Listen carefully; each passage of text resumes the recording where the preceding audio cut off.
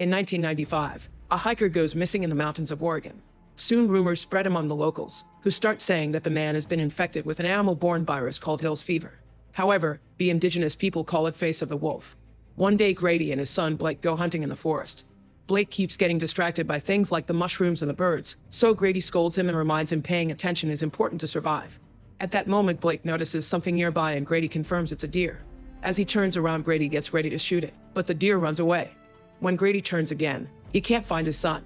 Meanwhile, Blake has found a good spot to wait for the deer, but instead he sees a mysterious creature that just disappears after a few seconds. When Blake tries finding it again, he hears some growling. Terrified, Blake begins walking backward as he hears the growling getting louder. Suddenly Blake is startled by a figure, but it's Grady scolding him for not following orders. More rustling can be heard among the trees and Grady senses danger, so he and Blake rush to hide in the hunting blind. Grady gets his gun ready to shoot because a mysterious creature is climbing up the ladder to reach them. It tries to break down the door and fails, so it moves around the blind to try to get them from the back. At that moment an animal appears nearby, so the creature jumps down to attack it. When Grady takes a peek, he discovers a mauled deer on the ground. He also notices the creature nearby and tries shooting it, but it immediately runs away and its howling can be heard in the forest. Blake asks what that was and Grady calls it a bear. That night Grady calls his friend Dan to tell him he saw the wolf. It's revealed he's been taking notes and has been researching this mysterious beast for a while. Dan doesn't see the point of chasing after it, but Grady insists it's to protect their kids. Blake overhears this while looking at his dad's tattoo. 30 years later, Blake has married Charlotte and they have a daughter called Ginger. One evening Blake receives an important letter that includes some keys. It turns out his father has officially been declared dead by the state of Oregon after being missing for years. Blake had expected this to happen sooner or later, but he's still in shock.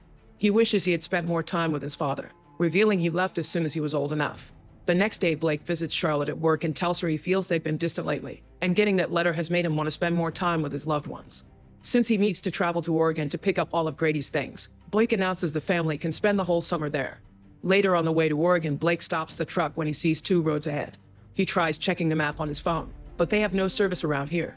At that moment Ginger sees a man in the hunting blind and tells her parents as the armed guy comes closer. It turns out this is Derek, Dan's son and Blake's childhood friend. Derek explains that not many people live around here anymore and that the usual road to Grady's old farm is cut off, but he volunteers to guide them there and gets them a car. In the evening the trip is interrupted when the mysterious creature suddenly appears in the middle of the road, confirming he's a wolf. Blake immediately turns the car to dodge him, but it ends up crashing right into a ditch and getting stuck on a tree. Thankfully Blake recovers consciousness quickly and checks on his family, who are fine. Derek wants to escape and opens the door, only to fall to the ground because the truck is on its side.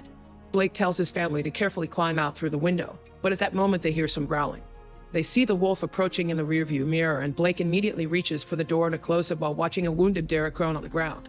Suddenly the window is smashed by the wolf and the broken glass hurts Blake. Then the wolf jumps on Derek and finishes killing him before dragging the body away.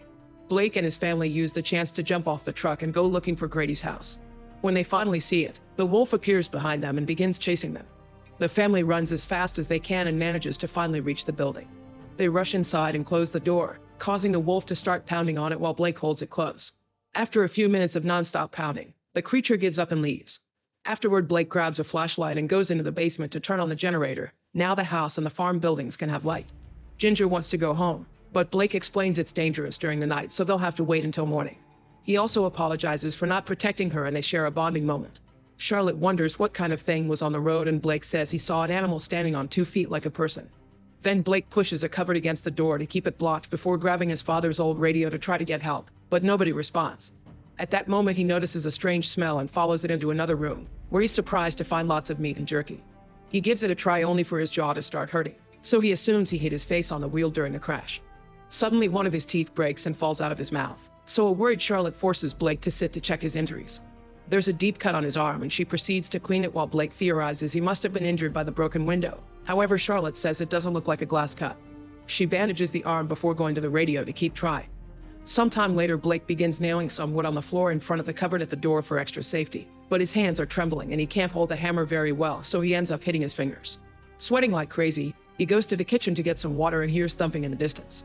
With the hammer in hand, he follows the noise upstairs, noticing it comes from a particular room. Blake carefully steps inside and discovers the noise is coming from inside the wardrobe. When he opens it, he's confused to see the noise has been coming from a spider. Suddenly Blake starts feeling dizzy and has trouble breathing. It lasts for a few seconds, and when he finally feels okay again, he goes downstairs to check on his family. Charlotte and Ginger are fine on the couch. but Blake can hear footsteps approaching, not to mention more growling noises. He slowly moves toward the window and starts sniffing the air while someone passes by outside. Charlotte notices her husband's behavior and finds it strange. When Blake moves to the door, the wolf reaches in through the pet door and grabs him by the leg to try to drag him out. However, Charlotte grabs the hammer and hits the wolf's arm to force him to let go. Blake screams in severe pain before passing out. Sometime later, Blake wakes up on the couch and tries looking for his family, but he only hears a strange distorted noise. He follows it into the basement, where he finds Ginger sleeping while Charlotte is still trying to get help on the radio. When she fails again, she throws the microphone in frustration. At that moment, she hears Blake wheezing and turns around to see him standing in the darkness. Blake tries to speak as he moves toward her, but only mumbling sounds come out of his mouth. While Charlotte explains that she's worried about him but she doesn't know what to do, Blake starts wetting his pants and she has to take him upstairs. As he lies down, Blake discovers that his hair is falling off. Charlotte brings a pen and paper to see if he can communicate by writing. Blake grabs the pen and has trouble writing, but after some effort he manages to spell dying.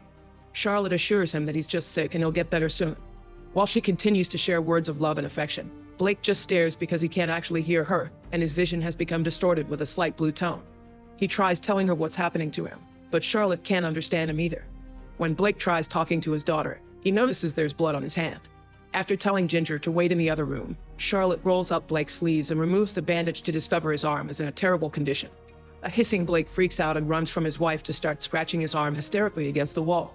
To Charlotte's horror, Blake then starts eating the wound, and the more he chews, the more teeth fall off. He stops all of a sudden and looks at a terrified Charlotte for a few seconds before walking away. Charlotte follows him, but since they can't communicate, she leaves him alone. Afterward, Charlotte looks out the window and notices Grady's old car outside, so she rushes to the basement to find the keys and a battery, followed by a knife from the kitchen. She drags her family to the car and has to help Blake get into the back seat because he can barely move. While she helps Ginger too, they hear a howl echoing in the area again.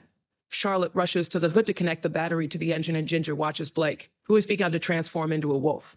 Then Charlotte moves to the driver's seat and tries to get the car going. At first the car doesn't respond, but after a few tries it finally starts. Charlotte disconnects the battery before going back to the wheel, but when they're about to leave, the wolf appears on the car hood. It smashes the window and breaks the gear level, so Charlotte starts attacking it with a knife. It distracts the beast long enough for the family to leave the car and run away. The wolf is coming after them, but they manage to climb to the top of the greenhouse and Blake removes the ladder so the beast can't follow them. Refusing to give up, the wolf enters the greenhouse and simply waits. Soon the tent can't hold the weight of 3 people anymore and the pins start coming off. At the same time, the wolf begins to jump to slash the ceiling, creating many holes. A terrified Ginger tries to move toward her mother, only to fall into a hole. Her parents grab her just in time and manage to pull her out right before the wolf can hurt her. Blake uses some growling and points at the house to tell his family to go back.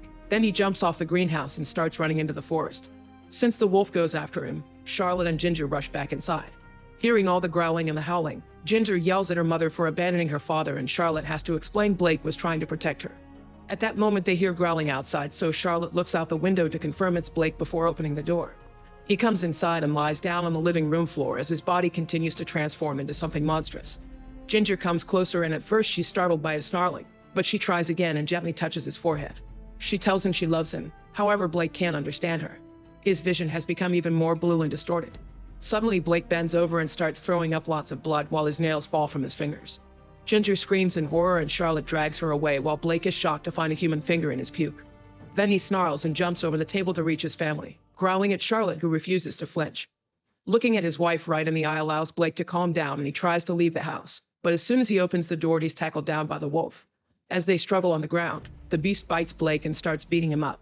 After a few hits, the wolf begins throwing Blake against the walls and furniture. Charlotte runs in to stab the creature in the back with a knife, causing him to start chasing after her and Ginger. He reveals he's missing a finger, explaining the one Blake spat earlier. While Charlotte hides her daughter in another room, Blake blocks the wolf's way to start fighting him again. There's more biting and punching until Blake is knocked out. Then the wolf starts dragging Blake's body through the corridor, so Charlotte grabs a fire poker to hit him on the back and distract him away from the room with Ginger. She manages to hit him in the face too, but the wolf dodges her third attempt. Suddenly Blake tackles the beast and pins him on the floor to bite his neck, making sure to go deep enough to finally kill him. Now it's finally over. Blake takes a better look at this creature and notices the tattoo on his arm. It turns out this is his father Grady, who became a werewolf when he went missing years ago and has now passed the curse to his son. Overwhelmed by pain and difficult emotions, Blake runs outside and falls as his transformation comes to an end. His nails become claws, his body grows extra hair, and his teeth are now fangs. His vision finally settles and he realizes all the noises he's been hearing come from his improved senses. Now fully a werewolf, Blake lets out a mighty howl. In the house, Charlotte is comforting Ginger when suddenly the power goes out. She looks through the window and is shocked to see her husband fully transformed before he rushes into the house. Charlotte grabs the knife just in case and follows the noises, only to turn around and find Blake behind Ginger. When he tries to get closer, Charlotte slashes his arm, so he takes the knife from her. Then the duo quickly leaves the house to hide inside the barn. Moments later, Blake appears at the door, breaking the wood and digging under it to get inside too. Because he can see in the dark, he manages to get close to his family without them noticing. However, when he takes another step, his foot gets caught in a bear trap that Charlotte has set up. Mother and daughter scream as they turn on a flashlight to run away, and Blake tries to follow them, only to discover the trap is keeping him chained. Seeing no other solution, the foot is cut off. Blake then chases his family into the forest, where they find Derek's arm and the truck still stuck in a tree. Charlotte grabs Derek's gun before she and Ginger run again to hide in the hunting blind. Soon Blake is climbing a ladder and looking at his family, talking to them with low growls. Ginger realizes her dad wants this to be over, so when he tries to step in, Charlotte is startled and fires the gun. Ginger and Charlotte leave the blind to watch Blake die and cry for him together. In the morning, mother and daughter watch the beautiful valley that Blake loved as a child.